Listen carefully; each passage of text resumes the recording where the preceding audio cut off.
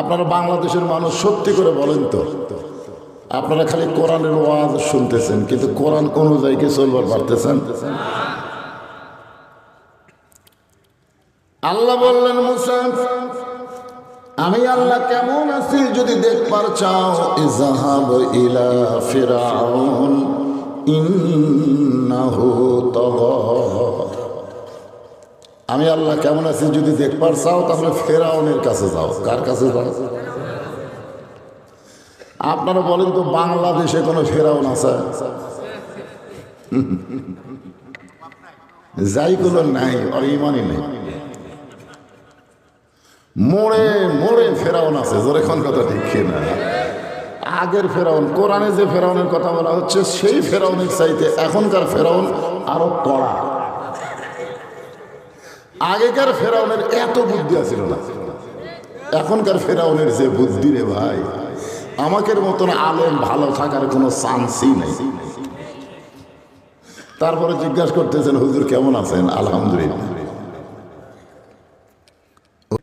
আমরা বাংলাদেশের লোকেরা জানবার চাই যে আপনি কেমন আছেন, কিন্তু আমরা দেখবার চাই না। আপনারা বলেন তো, দেশে কোরআনের ওয়াজ হয় কিন্তু কোরআন মোতাবেক মানুষ চলে না, এই দেশের মানুষ কোনোদিন ভালো থাকতে পারে? কখনোই না।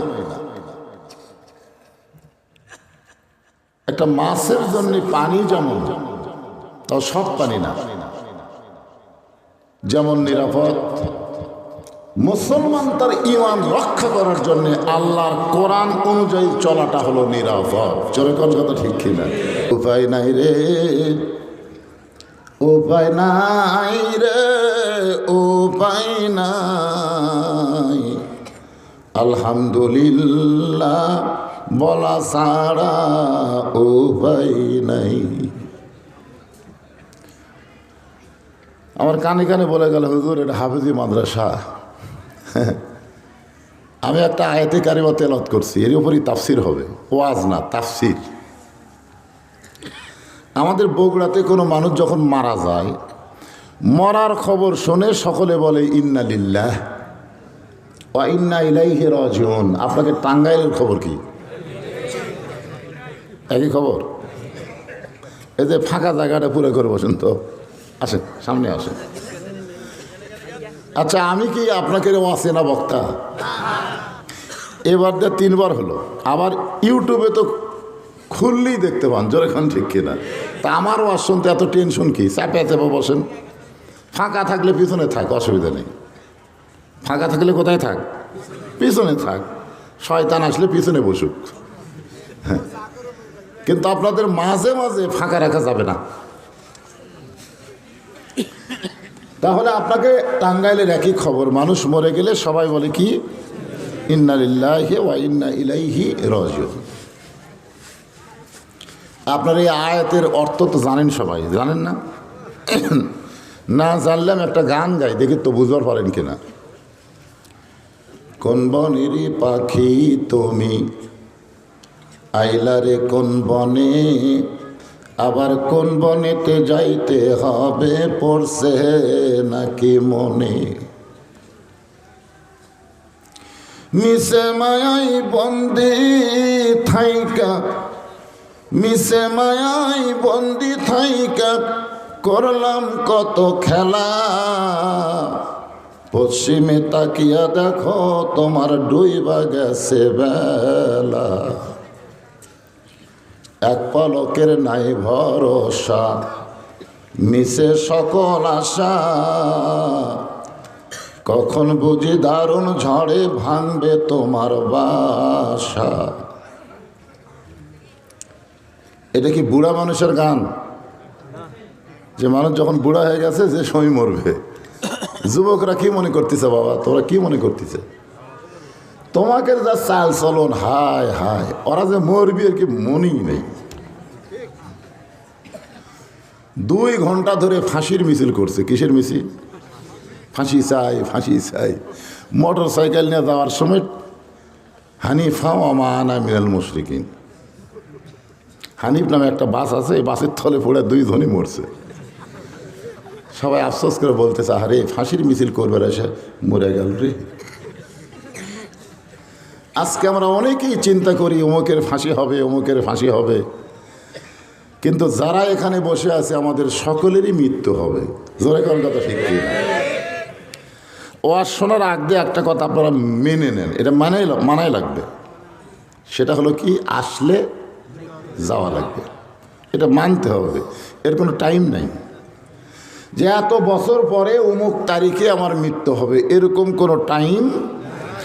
যে কোনো সময় যদি আমাদের মৃত্যু হয় তাহলে কিভাবে মরা লাগবে এ কথা কোরআনে আছে না নাই? আল্লাহ কোরআনে বললেন, ইয়া আইয়ুহাল্লাযীনা আমানুত্তাকুল্লাহা হাক্কা তুকাতিহি ওয়া লা তামুতুন্না ইল্লা ওয়া আনতুম মুসলিমুন।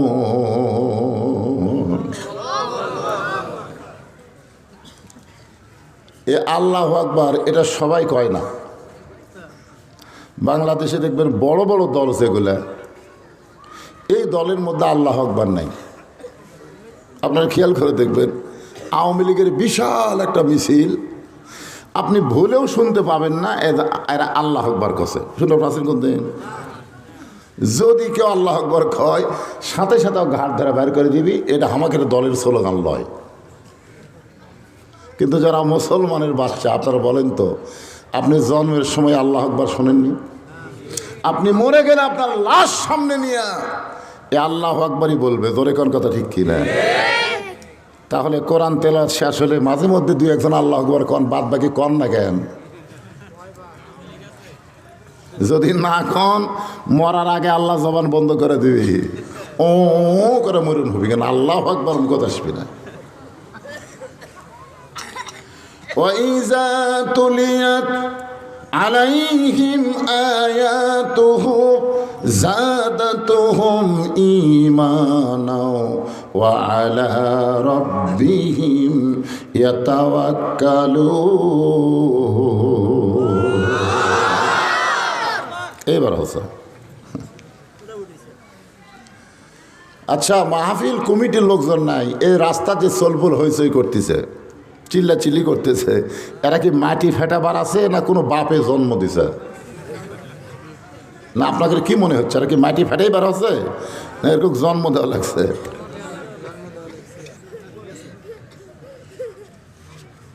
হাসতিছে ছোট্ট স্যার, হাসতিছে।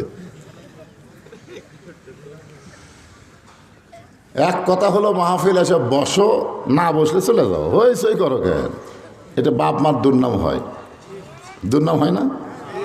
কারণ জন্ম দেওয়ার সময় আল্লাহ নবীর নাম লেয়নি, হিচ্চকায় পাড়ে ফেলে দিয়ে কাম করছে, শালা বিজ্জাত বাড়াছে। জোরে কোন কথা ঠিক কিনা? হ্যাঁ, বিজ্জাত। কোরআনের মাহফিলের আশেপাশে হইচই করা কাফেরদের চরিত্র, কাফের। আল্লাহ কোরআনে বলেছেন, ওয়াকাল আল্লাযীনা কাফারু লা তাসমাউ লিহাযাল কুরআনি ওয়ালগাউ ফীহি লাআল্লাকুম তাগলিবুন। মুসলমানের চরিত্র না। এই জন্যে মাহফিল কমিটির লোকদের বলবো, ওদেরকে সাইজ করেন, হয় ভিতরে আসুক না হয় চলে যাক। চিল্লা চিল্লি করে এখান থেকে শুনে সত্যি একটা খারাপ লাগে। এর আগে দুইবার আমি আইছি, খুব ভদ্র এবং সুন্দর মানুষ আপনারা, ওয়াজ করা যা মজা পাইছি আলহামদুলিল্লাহ, আজও হবে, কিন্তু একটু পরিবেশ ভালো লাগবে না? হ্যাঁ, আমরা সকলেই জবান খুলে আল্লাহর শুকর আদায় করার জন্য বলবো, রব্বানা লাকাল হামদ হামদান কাসীরান তাইয়িবান মুবারাকান ফীহি। আমরা প্রশংসা করলাম কার? কেন করলাম? তিন কারণে আল্লাহর প্রশংসা করাই লাগবে। বহু কারণ আছে, তার মধ্যে প্রধান কারণ হলো তিনটে। এক নম্বর কারণ হলো আল্লাহ আমাদেরকে দয়া করে মুসলমানের ঘরে মুসলমান হিসাবে কবুল করেছে। দুনিয়াতে মানুষ পাঠানোর দায়িত্ব কার? আল্লাহ যদি আমাদের হিন্দুর ঘরে পাঠাতো মনে করেন যদি পাঠাতো তাহলে আমাদের অবস্থা কি? আমরা আল্লাহ পেতাম না ভগবান পেতাম? ভগবানের বাদ দেন, বাদ দেন। গবানের কোনো অর্থ ডিকশনারিতে নেই। গবানের বাদ দেন, বান মানে বন্যা, দুনিয়ার কোনো মানুষ পছন্দ করে না। বাদ দিলে নো মানে ভগবান নাই। আর খুঁজে পাবেন? 7 দিন ধরে নম নম করে পূজা করলো, দশমের দিন পানিতে আবার লেত্তা লেত্তা ভাঙলো। ধরে কোন কথা ঠিক কিনা? একদিন ধরে কইলাম, কে রে ভাই এত সম্মান করে পূজা করলি, এখন আবার লেত্তা ভাঙ্গিস কে? আমাকে ধর্ম এরকম হুজুর। আমি কইলাম এটা কোনো ধর্মই নয়। ধরে কোন কথা ঠিক কিনা? আল্লাহ কোরআনে বলেন, ওয়ামাইয়াবতাগি গায়রাল ইসলাম দীনান ফালাই ইউকবালা মিনহু। ইসলাম ছাড়া অন্য কোনো ধর্ম কেউ যদি গ্রহণ করে, আল্লাহ বলেছেন লা ইউকবালা মিনহু, সেইটা কবুল করা হবে না। সেই ইসলামের মধ্যে আল্লাহ আমাদের মুসলমান হিসাবে কবুল করেছেন। খুশি না বেজার? তাহলে জবান খুলে আর একবার বলি আলহামদুলিল্লাহ। শুধু মুসলমানের ঘরে নয়, মাদ্রাসার নাম দিয়েছেন বিশ্ব নবী। ধরে কোন কি নবী? নিদানে আখেরাতে, তরাইতে পুলসে রাতে, কান্ডারি হইয়া নবী পার করিবেন সেই তরণী। সবাই বলেন নবী মোর পরশমণি, নবী মোর সোনার খনি, নবী নাম ভাবে যে জন সেই তদ জাহানের ধনী।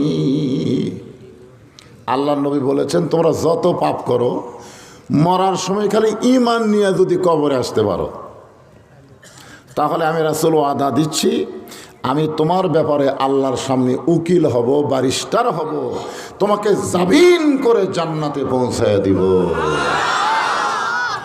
কি নবী পাইছি? যেই নবী আমাদের ব্যাপারে আল্লাহর কাছে কি করবে? ওকালতি করবে। সুপারিশ না, ওকালতি। আছেন আমার মুক্তার, আছেন আমার ব্যারিস্টার, শেষ বিচারের হাইকোর্টেতে তিনি আমায় করবেন পার। আমি পাপী রাসূল জাবিনদার। এমন একজন জাবিনদার নবীর উম্মত হওয়াতে আপনারা খুশি না বেজার?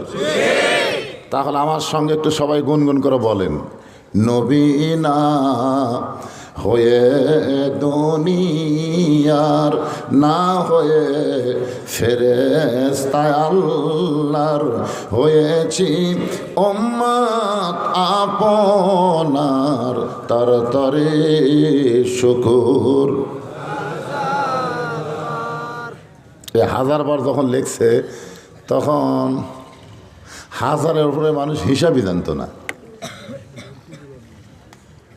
যখন হাজারবার লেখছে, গজল যখন হাজারবার করছে, তখন মানুষ, আমার দাদির মুখে আমি শুনছি 1 কোটি, মানে 20 টাকা বলতে 1 কোটি। আমার কাছে 5 কোটি টাকা আছে রে।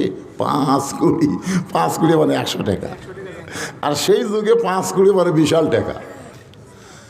আমি ছোটোবেলায় দেখছি, আমার ভাইজান কি দেখছে জানি না, আমি ছোটোবেলায় দেখছি 2 আনা। 2 আনা বোঝেন? তখন টাকা ছিল না। 2 আনা 1 কেজি গোস্তর দাম। 1 শের, 1 শের গোস্তর দাম কয় আনা? এখন যদি বলি 2 আনা শের গোস্ত খাচ্ছি, এ ছোটো ছোটো বাচ্চারা কি পাগলা নাকি? আর আমি ছোটোবেলায় 2 আনা খাচ্ছি। আমার প্রথম বাপ যখন কুরবানি দেয়, সে কুরবানির দাম হলো 185 টাকা। একটা গরুর দাম 185 টাকা। আর এখন 1 কেজি গোস্তর দাম 700 টাকা। এখন 1000 বার, এখন বলা লাগবে কোটি বার। ধরে বলেন কি বার? তার তরে শুকুর কোটি বার। আলহামদুলিল্লাহ। আল্লাহর প্রশংসা করার কারণ হলো, যে কোরআন থেকে আপনারা তাফসির শুনবেন, এই কোরআনে কোনো সন্দেহ, এই কোরআনে কোনো ধোঁকা, এই কোরআনে কোনো গোজামি। মাশাআল্লাহ। বর্তমান প্রধানমন্ত্রী যায় যদি বলেন যে কোরআনে কোনো সন্দেহ আছে, প্রধানমন্ত্রী বলবি নাই। গোজামিল আছে নাই। ধোকা আছে নাই? তাহলে প্রাইমারিতে এত টাকা দেন, হাফেজে মাদ্রাসা দেন না কেন? তখন প্রধানমন্ত্রী বলবি হায়